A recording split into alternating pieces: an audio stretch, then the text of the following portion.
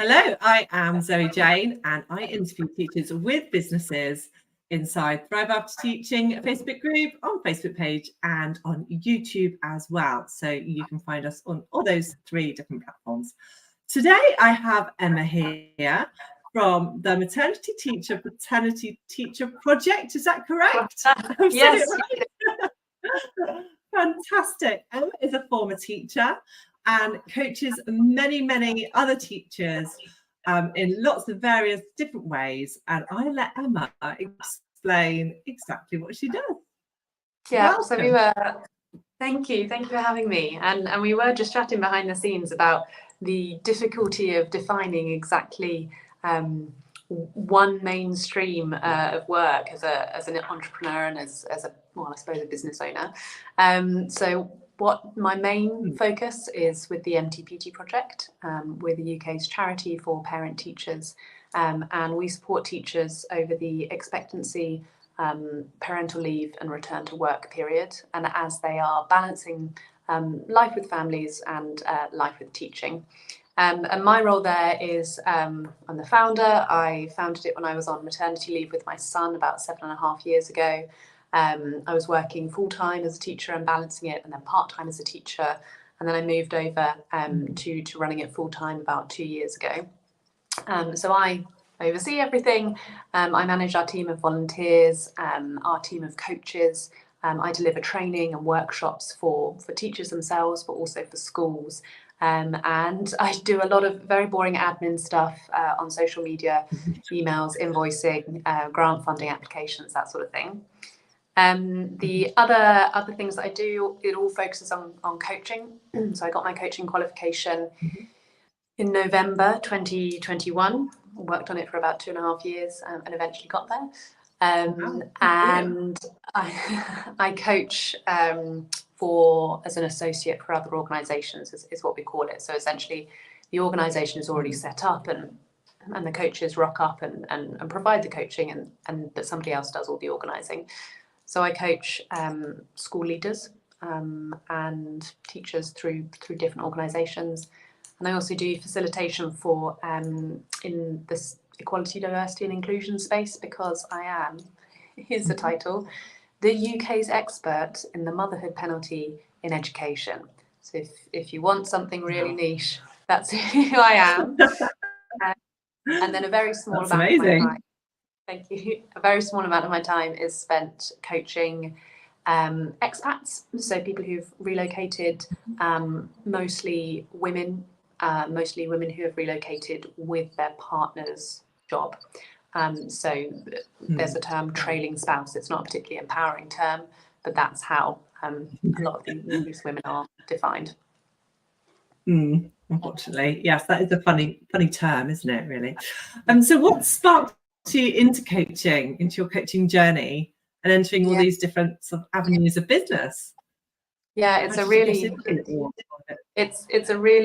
personal story, actually, and one that's tracked with me since I began teaching. I trained through Teach First, which was brilliant, very important to me in terms of my value set, but very challenging at the same time, if you know anything about Teach First.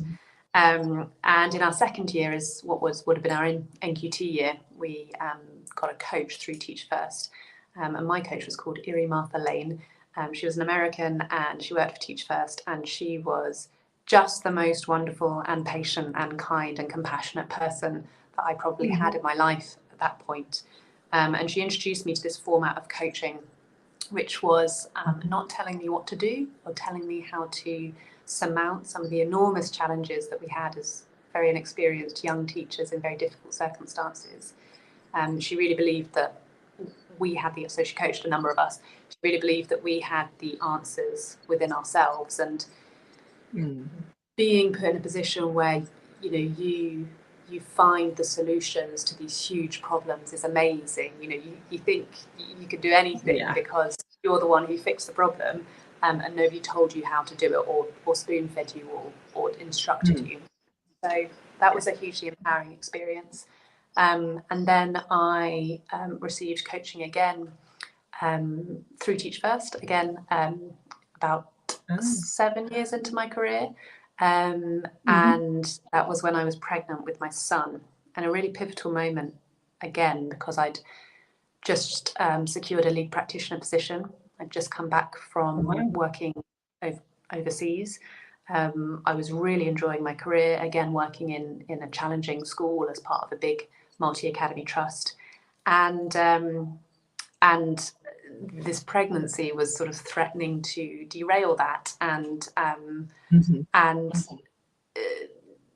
it was asking me, a lot of people were expecting me to maybe take a step back in my career, and that's not what I wanted. And I felt quite restricted and limited, and what coaching with the chap that Ian that was coaching at the time did, and continued to do through my maternity leave, was say I can do whatever I want to do, and other people's perceptions of my capacity or what I'm capable of don't matter. It's I know what I can do and what I can achieve and what I want to do. So again, sort of coaching at these really important times of my life where I could have been very deflated or given up on certain things that I really wanted to do, and coaching said, no, you don't have to, you can do what you want. So I qualified as a coach because I wanted to empower other people in the same way that I'd been empowered. And I think particularly at the juncture of motherhood, parenthood, you've got so many people telling you what to do all the time, how to feed the baby, how baby should sleep, what sorts of activities you should be doing, whether you should be here, there, everywhere.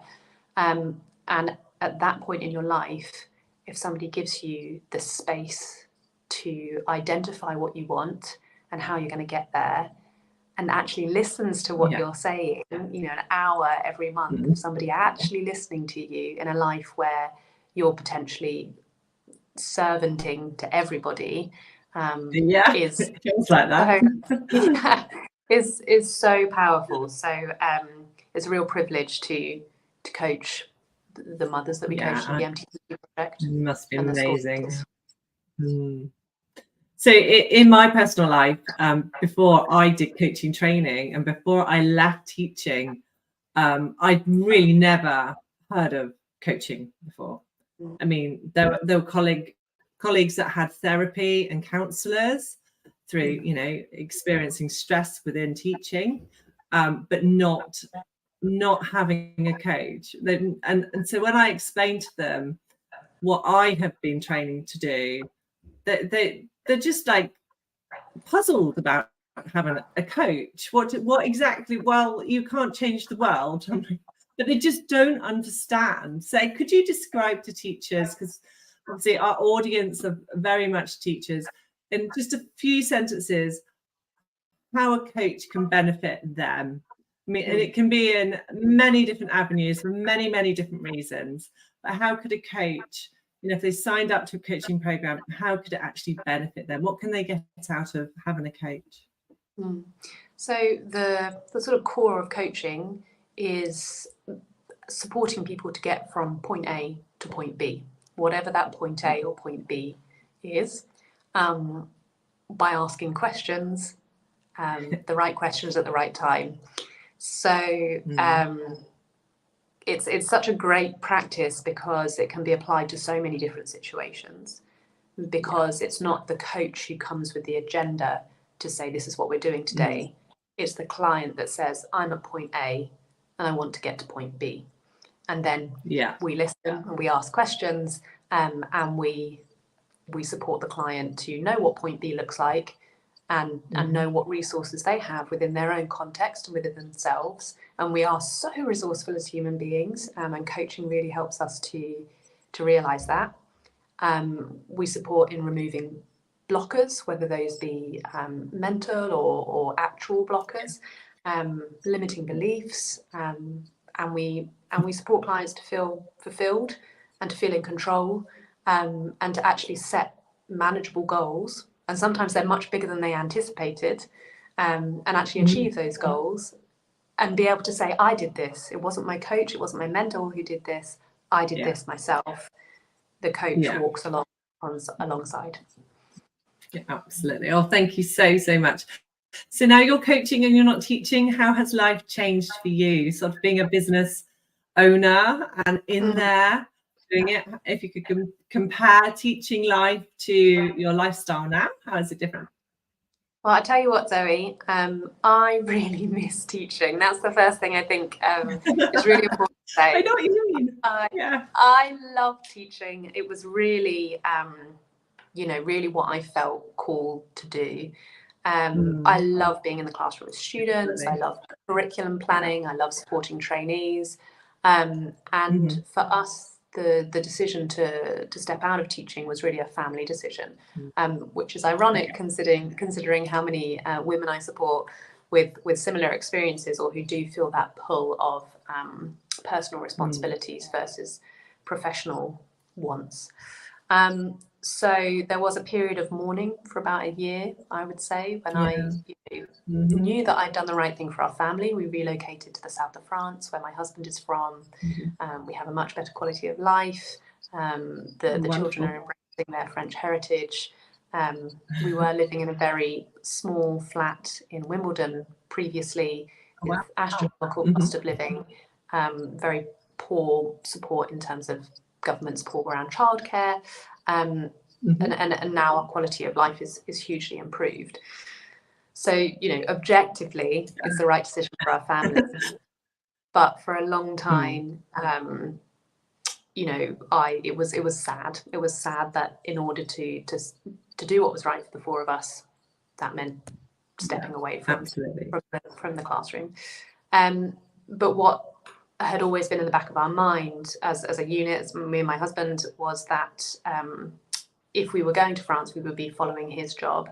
I am the trailing spouse, and so I would need something that would fulfill me professionally, and be flexible to wherever we ended up. So a lot of the work that I do remote, and through Zoom and virtual platforms, and the coaching qualification means that I can have the impact that I want on other people, positive impact, in a different way, and it is hugely empowering. I do get lots of positive feedback, which is really, really nice, and a real honour to sit in that space with clients. But I have to say, I do sometimes feel very envious when they're talking about the high-paced lifestyle of their students, and, the interactions they had with young people. But I can imagine they also feel very envious when I say that I could go and pick up my children from school, drop them off. Absolutely, I forgot to give them their snack this morning, so I just ran over at lunchtime and dropped it through the fence. We have a lot of sunshine here, and the food is great. So very important. The food is great. It is interesting, as you say. I think many teachers that have left the classroom, that bit in the classroom, I personally really, really enjoyed and really miss. But the whole bubble of being a teacher is just such a huge job, and we all leave for different reasons. But many teachers I speak to said, I actually really like teaching. It's not that I didn't like the actual teaching, which is really ironic, and it's really, really sad. So you entered the world of business. Where did you learn? So you trained to be a coach, obviously. Your next step was to enter the big wide world of being a coach. How did you find clients, and how did you learn about the business journey?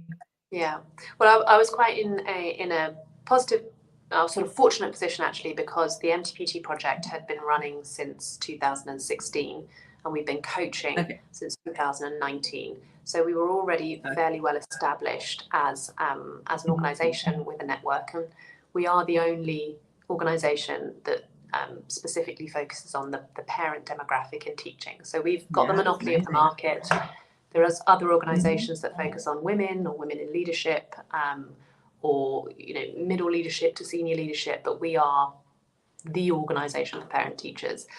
So we already had a network, a sort of client base established. We do that through social media a lot. Social media, word of mouth, and sort of networking connections through larger organisations like Women Ed. for example, or through our connections with Teach First, with the Fair Education Alliance, with Ambition Institute. After 12, 13 years in teaching and having a whole network of teachers, there's lots of different introductions that have already been established. And then when people hear that you're doing something that they really truly believe in, they want to do it more. The amount of time I spent networking and having conversations and introducing people to what we do. My children can even sort of spout MTPT Project, and they have been since they were about 3. They've been able to pronounce. My name is Emma Sheppard, and I'm the founder of the MTPT Project. They all sort of walk down the corridor and make me. That was already fairly fortunate to be set up. But in my associate coaching and my private practice, it's a different case entirely, and it's often who you know. Whether you're in the right place at the right time, whether you see the LinkedIn post or the Instagram post or the Twitter post at the right moment, or if you just happen to come up in conversation and somebody recommends you to a colleague. So the sort of positive thing is that revenue builds on revenue. So once you get one associate position, you can say that you've got that when you're introducing yourself to somebody else, and you look reliable, you look trustworthy. People think, well, they've already been doing this role, so maybe they'll be good at it with us. But also, it's about nurturing those relationships. So one of the most recent associate roles that I've taken on, I've known the founder of this organisation. It's a lady called Angie Brown. She runs a program called Being Luminary. I've known Angie. She's part of my network for 5-6 years, and just having a great deal of respect and admiration for her, following what she does. And then when this opportunity came up, said, I'd be absolutely honoured and humbled to be a part of this. So that, was a nice relationship that bloomed into something more concrete. Yeah. So a lot of networking over time builds itself up, doesn't it, for making a really, really good business. Oh, that is amazing. So I have one more question for you. Many teachers, when they wish to leave the classroom, say, what can I do? And it's a really huge question. How would you answer that? What can I do to work from home or to start a business? What is the answer to that question? In true coaching style, I would say, well, what do you want to do? And exactly, that's my answer. and spend some time dreaming big. I think as teachers, we're institutionalized quite quickly, aren't we? Particularly if we've gone straight from university into the classroom, as I did, and it's difficult to really understand what there is in the big wide world other than pencils and paper and laminating and a planner. So I think spending the time really articulating and having a vision of what you want your job to, or your professional life to hold for you, what dreams have been unfulfilled, what did you not like about teaching that you want to avoid in the future, what did you like about teaching that you want to do more of. And also, if you get to 94 and you're sitting on your rocking chair, it's a classic coaching sort of tool, the rocking chair question. What would you wish you would have done at 93 that you haven't done yet? And it's an exciting, it's a scary time, but exciting time to say, now is the moment I can do what I want to do, and the tricky thing is discovering what that is. And I began similar kind of thought processes when I left teaching. I left quite quickly, so it was October and I'd started a new school year, and I was just like, hands up, I'm done. I just had this big pang of I just need to leave. Anyway, that aside, I didn't have a plan. I had no plan whatsoever, and I knew the lifestyle I wanted, and that's how I started my journey of discovering what I wanted to do next. My lifestyle was almost like, everyone just leave me alone. I just want to work at home, have my own flexibility of my own hours, be able to pick my children up. So I started my lifestyle that I wished to achieve, and then I looked at how I was going to achieve it, which is yeah. Anyway, thank you so much, Emma, for coming in today from the Maternity Teacher, Paternity Teacher Project. And it's been lovely to hear about your journey and everything that you are doing. Now, where can people find you online and on social media? Yeah, so if you want to find me on Twitter, I'm at Emma_O_AU_Soleil. So if you're Francophile at all, means Emma in the sunshine. Emma O Soleil with underscores.